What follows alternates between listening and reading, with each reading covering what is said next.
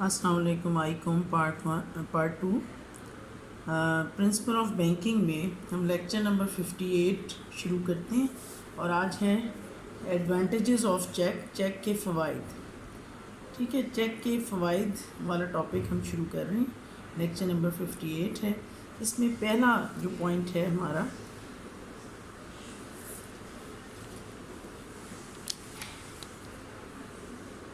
ذرا میں سیٹ کر لوں اسے.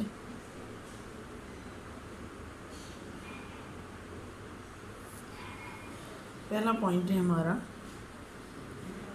بینک بطور گواہ یا بینک ایز اے. یہ اگلے پوائنٹ آپ چیک کرتے رہیے گا. نمبرنگ ہو سکتا ہے آپ کو نظر نہ آئے تو آپ پوائنٹس کم از کم پورے نظر آنے چاہیے. ٹھیک ہے, بینک ایز اے وٹنس یعنی بینک بطور گواہ کی جو رقم چیک کے ذریعے بینک سے نکلوائی جاتی ہے, بینک اس ادائیگی کا گواہ ہوتا ہے اور جس کی وجہ سے مستقبل میں دھوکہ بازی سے بچا جا سکتا ہے, کیونکہ اس کا ریکارڈ بینک بھی اپنے پاس محفوظ رکھتا ہے. نمبر سیکنڈ اس کا پوائنٹ ہے آسان ادائیگی یعنی ایزی پیمنٹ. بڑھتے ہوئے کاروبار میں نقد رقوم کے ذریعے ادائیگیاں ایک مشکل کام تصور کیا جاتا ہے. چیک کی بدولت یہ ادائیگیاں انتہائی آسان کی جا سکتی ہیں اور نقد رقم اٹھانے کی زحمت سے نجات مل سکتی ہے. نمبر تھرڈ پوائنٹ ہے ہمارے پاس سیف موڈ آف پیمنٹ, محفوظ طریقے ادائیگی. مطلب چیک کے ذریعے ادائیگی انتہائی محفوظ خیال کی جاتی ہے کیونکہ اس میں رقم کے خود برد ہونے یا بعد میں انکار کرنے کا کوئی جواز باقی نہیں رہتا. نمبر فورتھ پوائنٹ ہے ہمارے پاس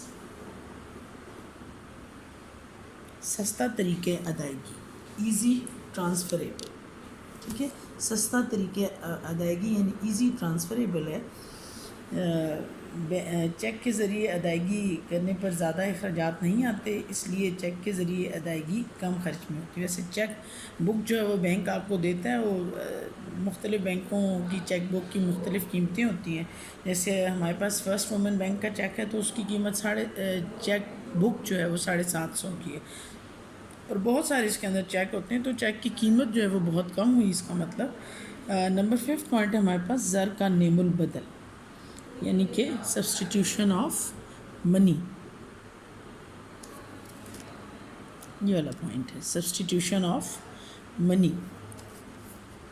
چیک کو ہم کیونکہ بطور ادائیگی یا وصولی کے استعمال کرتے ہیں, اس لیے چیک کو زر کا نیم البدل بھی کہا جا سکتا ہے, کیونکہ چیک کو بینک سے کیش کروا کے نقد رقم وصول کی جاتی ہے. اگر کسی کے پاس چیک ہے تو بڑی آسانی سے بینک میں جائے گا اور نقد رقم جو ہے وہ وصول کر سکتا ہے.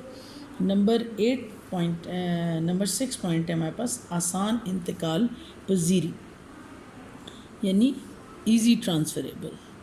ایزی ٹرانسفریبل کا مطلب یہ کہ چیک کے ذریعے بڑی رقموں کو ایک جگہ سے دوسری جگہ لے جایا جا سکتا ہے. اگر ہمارے پاس چیک نہ ہوتے تو دیکھیں لاکھوں کی رقم کے اگر ہم 5,000 کے بھی بنڈل بنا لیں تو وہ بہت زیادہ ہوتے ہیں, تو اگر چیک ہوں گے تو اس میں ایک لائن میں ہی ہم لکھ دیتے ہیں, اس لیے یہ اس کی انتقال پذیری جو ہے ٹرانسفر جو ہے بڑا آسان ہو گیا. نمبر 7 پوائنٹ ہے ہمارے پاس, یہ نمبر 7 پوائنٹ ہے less use of money deficiency.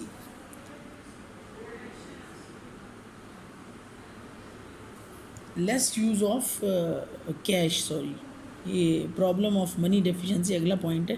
Less use of cash, زر کا کم استعمال. چیک کے زیادہ استعمال سے نقد زر کی ضرورت میں کمی آ جاتی ہے کیونکہ لوگ لین دین میں نقد زر کی جگہ چیک استعمال کرنا شروع کر دیتے ہیں.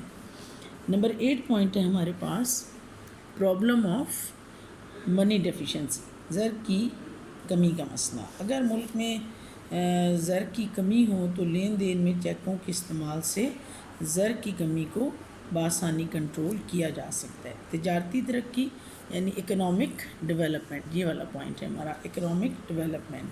چیکوں کے آزادانہ استعمال کی بدولت نہ صرف ملکی بلکہ بین الاقوامی تجارت کو بھی فروغ حاصل ہوتا ہے, کیونکہ فاصلے کی وجہ سے رقم کی سلامتی یا ادائیگی یا وصولی میں جو رکاوٹیں پیش آتی ہیں اسے چیک کے ذریعے ہم آسانی سے دور کر سکتے ہیں.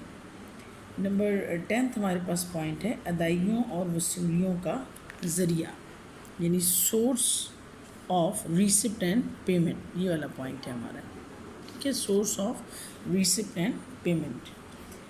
چیکوں کے آزادانہ استعمال کی بدولت نہ صرف ملکی بلکہ بین الاقوامی تجارت کو بھی فروغ حاصل ہوتا ہے، کیونکہ فاصلے کی وجہ سے رقم کی سلامتی یا ادائیگی،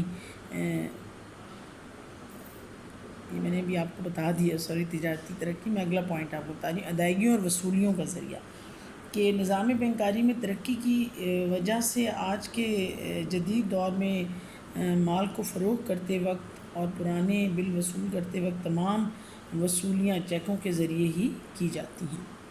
پوائنٹ نمبر 11 ہے ہمارے پاس کریڈٹ کریشن، یعنی چیک چونکہ ایک اعلیٰ اعتبار ہے، اس لیے یہ زر کی تخلیق میں اہم کردار ادا کرتا ہے۔ یہ میں نے آپ کو بتایا تھا اعلیٰ اعتبار کیا کیا ہوتے ہیں، تو یہ چیک کی،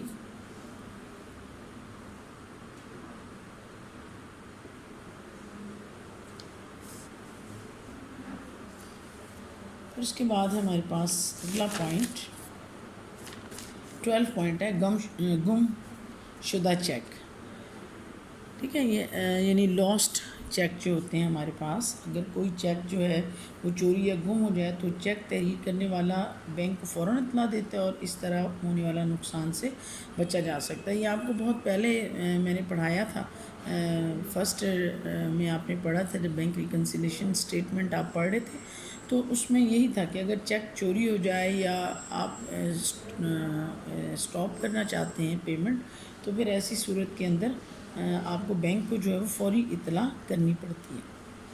نمبر 13 پوائنٹ ہے ہمارے پاس ٹائم سیونگ،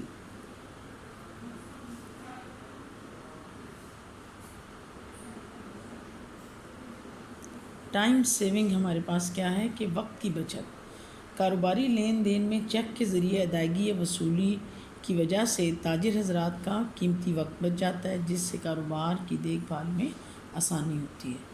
نمبر 14 پوائنٹ ہے ہمارا نظام بینکاری کی ترقی، یعنی گروتھ آف بینکنگ۔ چیک کے ذریعے ادائیگی اور وصولی کا رجحان زیادہ ہونے کی وجہ سے بینکوں کے کاروبار میں وسعت پیدا ہوئی ہے، جس سے نظام بینکاری مزید مستحکم ہوا ہے۔ نظام بینکاری کی ترقی کا انحصار اسی پر ہوگا نا، جب لوگ زیادہ بینکوں کی طرف مائل ہوں گے تو یہ چیک کے ذریعے جو ادائیگی اور وصولیاں ہیں، اس نے بینک کی جو امپورٹنس ہے اس کو اور بڑھا دیا۔ نمبر نیکسٹ پوائنٹ ہے ہمارے پاس 15 حکومت کے لیے آمدنی، ٹھیک ہے، source of income for the government. Check کے ذریعے ادائیگی کی صورت میں حکومت ہر چیک پر مقررہ شرح سے ایکسائز ڈیوٹی عائد کرتی ہے، جس سے حکومت کی آمدنی میں اضافہ ہوتا ہے، یعنی ہر چیک کے پیچھے جو ہے وہ لوگوں کو جو ہے وہ ادائیگیاں کرنی پڑتی ہیں، ایکسائز ڈیوٹی ادا کرنی پڑتی ہے، اور یہی حکومتوں کی آمدنی کا ذریعہ جو ہوتے ہیں وہ ٹیکسز ہی ہوتے ہیں۔ نمبر 16 پوائنٹ ہے ہمارے پاس source of income for bank, یہی چیک جو ہیں وہ بینک کے لیے بھی آمدنی کا ذریعہ ہوتے ہیں۔ چیک کے ذریعے ادائیگی یا وصولی کی صورت میں بینک کھاتہ دار سے کمیشن یا سروس چارجز وصول کرتے ہیں، اور جس سے بینک کی آمدنی میں اضافہ ہوتا ہے۔ آپ نے پڑھا تھا جب آپ کرتے تھے پڑھا تھا آپ نے بل آف ایکسچینج، تو اس کے اندر آپ دیکھتے تھے جب آپ اپنے کسی چیک کو، اپنے کسی بل کو ڈسکاؤنٹ کراتے تھے تو بینک 100 روپے کا اگر آپ کا بل تھا تو بینک آپ کو جو ہے وہ 90 روپے دیتا تھا، 10 روپے ڈسکاؤنٹ آپ برداشت کرتے تھے، آپ کا ایکسپینڈیچر ہوتا تھا اور بینک کی انکم ہوتی تھی۔ تو اسی طرح بینک کی آمدنی کا یہ ذریعہ بنتے ہیں۔ معاشی ترقی، یعنی کہ ہمارے لیے ہم کہیں گے کہ اکنامک ڈیولپمنٹ، یہ والا پوائنٹ اکنامک ڈیولپمنٹ۔ چیک کے روزمرہ کے استعمال اور مضبوط نظام بینکاری کی وجہ سے ملک صنعتی اور تجارتی اور زرعی ترقی کے راستوں سے ہمکنار ہوتا ہے، اور اس طرح معاشی ترقی کی منزل حاصل ہوتی ہے، یعنی جو صنعتی یا تجارتی یا زرعی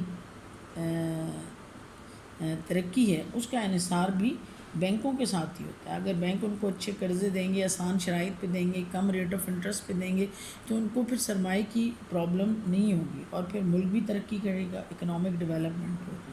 اور نمبر لاسٹ پوائنٹ ہے اس کا 18 پوائنٹ،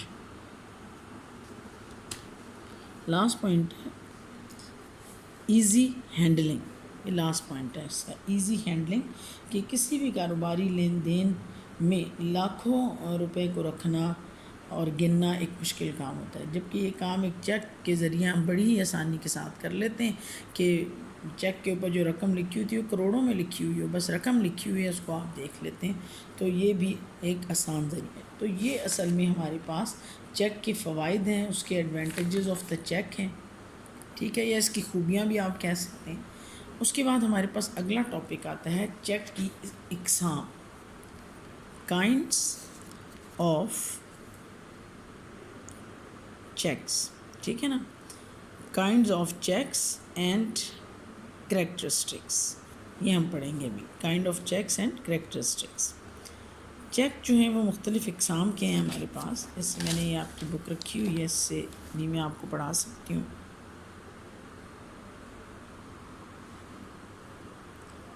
یہ ہمارے پاس چیک کی اقسام ہیں، قرارن آپ لوگوں کو کہ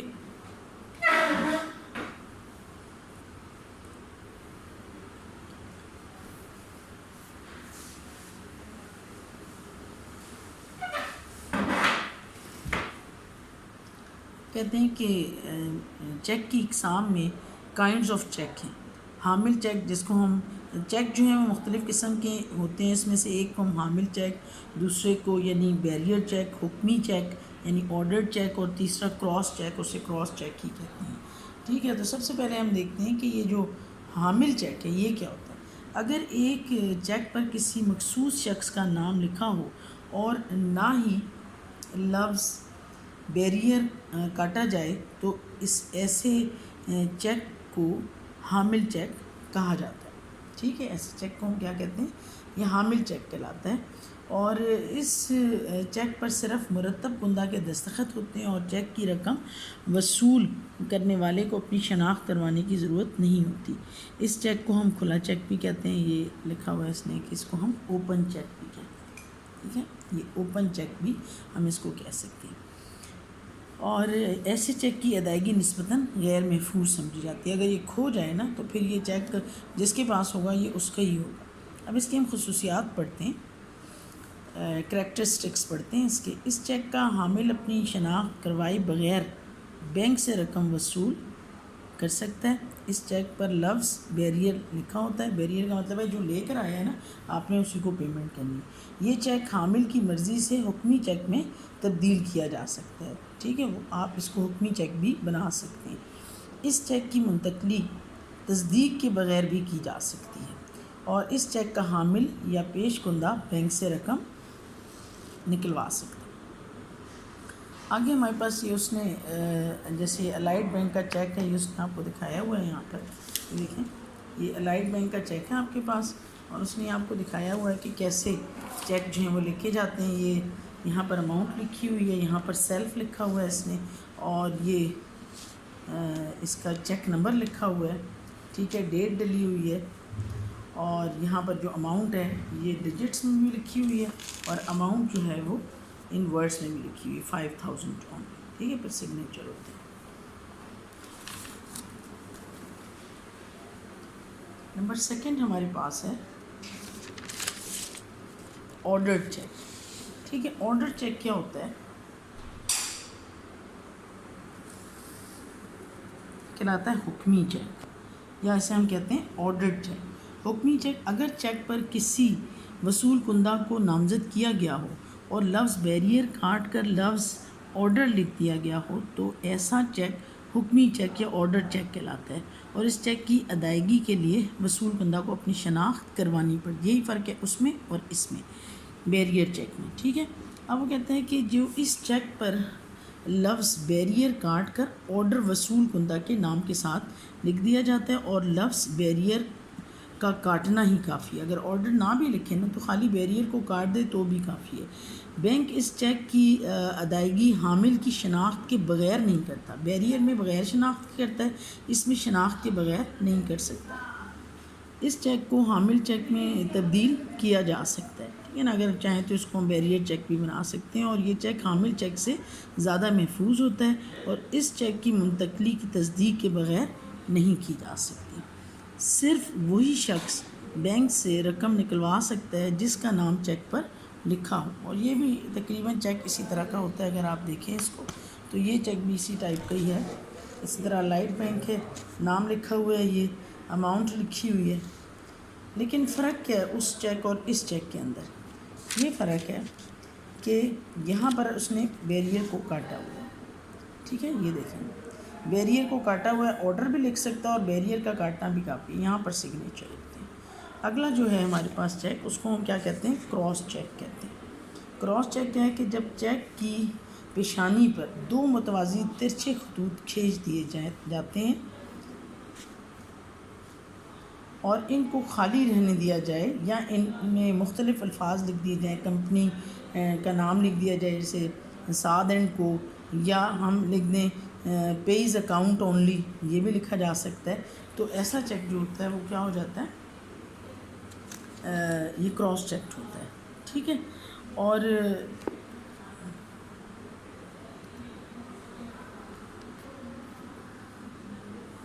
دوسرے وہ کہتا ہے کہ ایسا چیک کراس چیک کہلاتا ہے.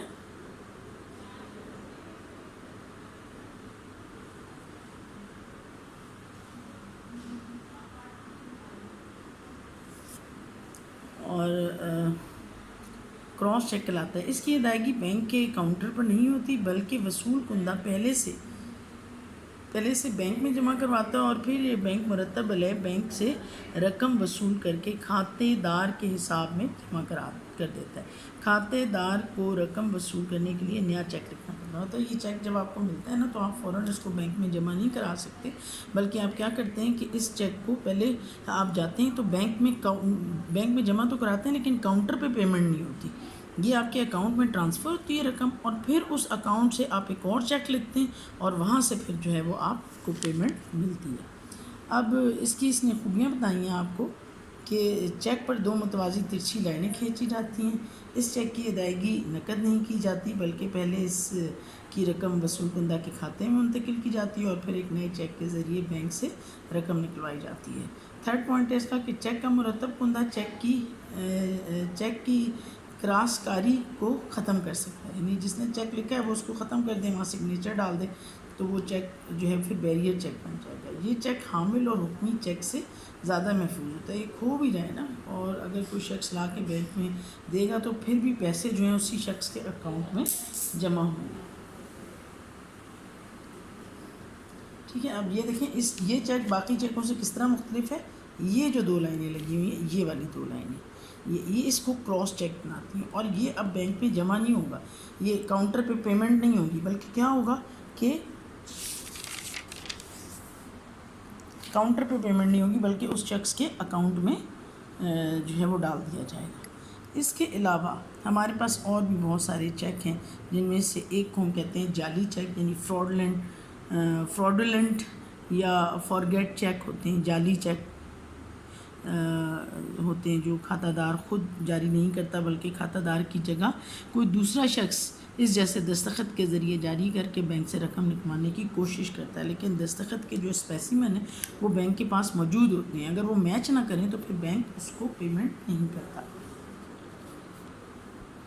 ٹھیک ہے، نمبر 6 پوائنٹ ہے اس کا بیش تاریخ چیک، یعنی بیش تاریخ پوسٹ ڈیٹڈ چیک ہیں. یہ پوسٹ ڈیٹڈ چیک کون سے ہوتے ہیں کہ جو ایسے چیک جس پر مستقبل کی کوئی تاریخ درج کر دی گئی ہو. آج لکھا ہے لیکن تاریخ اگلے مہینے کی ہو تو یہ چیک بھی جو ہیں پوسٹ ڈیٹڈ چیک کراتے ہیں. اسی وقت چیک جو ہیں وہ پیمنٹ آپ کو نہیں ملتی. اگلے چیک جو ہیں اس کو ہم کیا کہتے ہیں؟ اینٹی ڈیٹڈ چیک، یعنی پس تاریخ آؤٹ ڈیٹڈ ہوں گے، یہ آؤٹ ڈیٹڈ یا اسٹیل چیک کہلاتے ہیں. اور یہ کون سے چیک ہوتے ہیں؟ اینٹی، یہ میں نے 8 لکھ دیا، اینٹی ڈیٹڈ چیک ہیں یہ. اور یہ کیسے چیک ہوتے ہیں کہ ایسا چیک جس کی درج شدہ تاریخ پر رقم وصول نہ کی گئی ہو اور یعنی لکھی تاریخ گزر چکی ہو مگر چیک کو جاری ہوئے 6 ماہ سے زائد کا عرصہ گزر گیا ہو تو پس تاریخ چیک اینٹی ڈیٹڈ چیک کہلاتا ہے. ٹھیک ہے. اس کے بعد زائد المیعاد چیک کون سا ہوتا ہے جس کو ہم کیا کہتے ہیں؟ آؤٹ ڈیٹڈ چیک ہے. آؤٹ ڈیٹڈ چیک کون سی ہوتی ہے کہ اگر کوئی چیک جاری کرنے کی تاریخ سے 6 ماہ بعد ادائیگی کے لیے پیش کیا جائے تو یہ زائد المیعاد یا آؤٹ ڈیٹڈ چیک کہلاتا ہے. اس کے علاوہ ہمارے پاس سفری چیک بھی ہوتے ہیں. سفری چیک یہ کون سے ہوتے ہیں؟ جس کو ہم ٹریولر چیک کہتے ہیں. ایسا چیک جو دوران سفر رقم کی فراہمی کے لیے استعمال کیا جاتا ہے سفری چیک کہلاتا ہے. اور اس پر ایک مقررہ رقم پہلے سے درج ہوتی ہے. یہ چیک مختلف مالیاتوں کے ہو سکتے ہیں. کوئی بھی شخص اپنے پاس اپنے یا کسی دوسرے بینک میں رقم جمع کروا کر یہ چیک بنوا سکتا ہے اور غیر ملک کے کسی دوسرے حصے یا ملک میں جا کر اسی بینک کی شاخ سے ان چیکوں کے عوض رقم کو حاصل کر سکتا ہے. خالی چیک یا بلینک چیک تو آپ کو پتہ ہے بلینک چیک اس پہ کچھ بھی نہیں لکھا ہوتا. پھر ایک ہمارے پاس ہوتا ہے کھلا چیک ہوتا ہے، یعنی ایک ایسا چیک ہوتا ہے جس پر کراس کاری نہ کی گئی ہو، یعنی بیریئر چیک جسے ہم کہہ رہے تھے، یا حکمی دونوں ہو سکتے ہیں. پھر اگلا ہمارے پاس ہے داغدار چیک. چیک کے اوپر کچھ مارک لگ گئے ہوں تو وہ پھر چیک بھی کیش نہیں ہوتا. اس کے علاوہ آپ کے پاس نامنظور چیک ہیں یہ، اور قابل قبول چیک ہیں. کٹا پھٹا چیک ہے، دھلا ہوا چیک ہے، دھل گیا چیک آپ کا، تو پھر ظاہر ہے الٹیمیٹلی آپ نے وہ چیک جو دھلا ہوا چیک ہوگا اس کے اندر کیا تاریخ ہو سکتا ہے مٹ گئی ہو. تو یہ پھر سادہ چیک ہمارے پاس ہے، ملکی چیک، سرکاری چیک، نجی چیک، غیر ملکی چیک، اور غیر سرکاری جو غیر ملکی چیک ہیں اس میں بھی وہ غیر سرکاری چیک ہوتے ہیں اور غیر ملکی نجی چیک بھی ہو سکتے ہیں. تو یہ اتنا ٹاپک میں نے آپ کا آج کلیئر کیا. آج کے لیے اتنا ہی کافی ہے، تو انشاءاللہ پھر ملیں گے. اس کے آگے جتنے بھی کوسچنز ہیں یہ آپ چیک کر لیں. جتنے کوسچنز میں نے آپ کو بتائے تھے یہ میں ابھی بھی آپ کو دکھا دیتی ہوں.